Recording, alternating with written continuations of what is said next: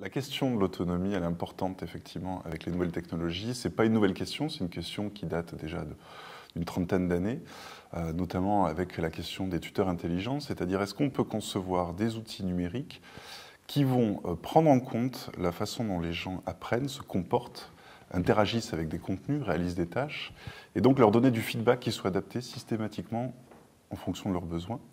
Et cette idée qu'à un moment, l'élève est seul face à l'outil, face à des contenus, soit à distance, on le voit classiquement dans les apprentissages à distance, avec le e-learning par exemple, ou en situation de classe traditionnelle. Et donc la question, c'est déjà l'autonomie, est-ce que c'est être seul face à une tâche d'apprentissage, sans avoir besoin de régulation extérieure avec un enseignant par exemple, ou par les pairs. Donc là, effectivement, l'outil pourrait être intéressant pour certaines personnes, pour développer l'autonomie. Parce qu'il serait adapté, il s'adapterait aux besoins de l'apprenant et l'accompagnerait. Bon. Ça, c'est l'idée un peu de départ, mais quand on regarde les travaux sur cette question-là, quand on regarde la réalité, par exemple, de la formation à distance, on s'aperçoit, par exemple, qu'il y a beaucoup d'échecs et beaucoup d'abandons dans des situations d'autonomie avec ces apprentissages numériques. Donc, quand on voit, il y a déjà 15-20 ans, je dirais 15 ans, les taux d'abandon dans le e-learning et quand on voit à l'heure actuelle les taux d'abandon dans les MOOC, qui sont très à la mode, on voit bien que rester autonome, c'est-à-dire rester investi, persévérer dans les tâches à distance avec le numérique, c'est pas si simple. D'autres travaux montrent effectivement que quand on est seul face à ce type d'outils, finalement, on est dans des apprentissages qu'on appelle autorégulés. C'est-à-dire que celui qui régule son apprentissage, c'est l'apprenant. C'est ça l'autonomie finalement. Ce n'est pas l'outil qui régule strictement l'apprentissage de l'apprenant. Donc là, on s'aperçoit que les outils sont exigeants en termes d'autonomie. Et l'autonomie, pour qu'elle soit efficace, pour qu'elle puisse se mettre en œuvre, ça demande des compétences chez l'apprenant.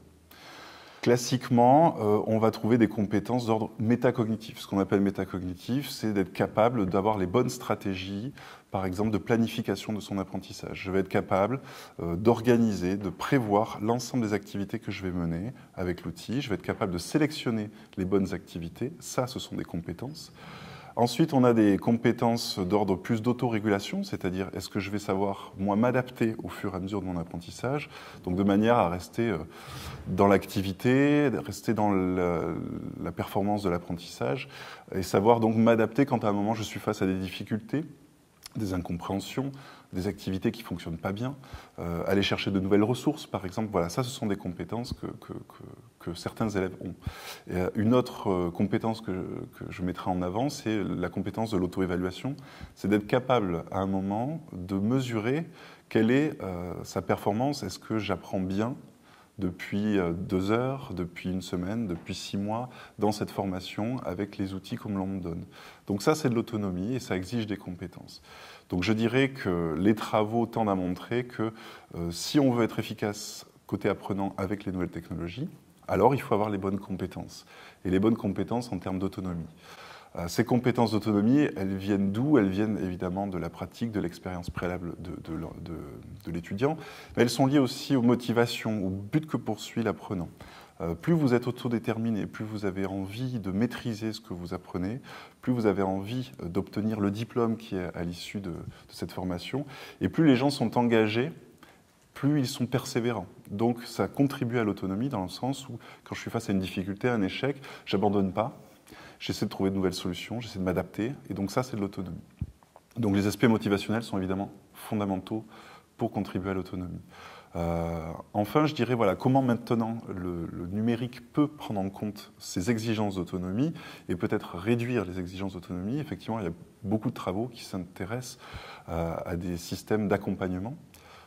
Et vous avez des travaux, par exemple, dans des systèmes hypermédias, hypertextes, où l'apprenant est seul face à un ensemble de contenus, et c'est à lui de choisir les bons contenus, d'aller vers les bonnes tâches.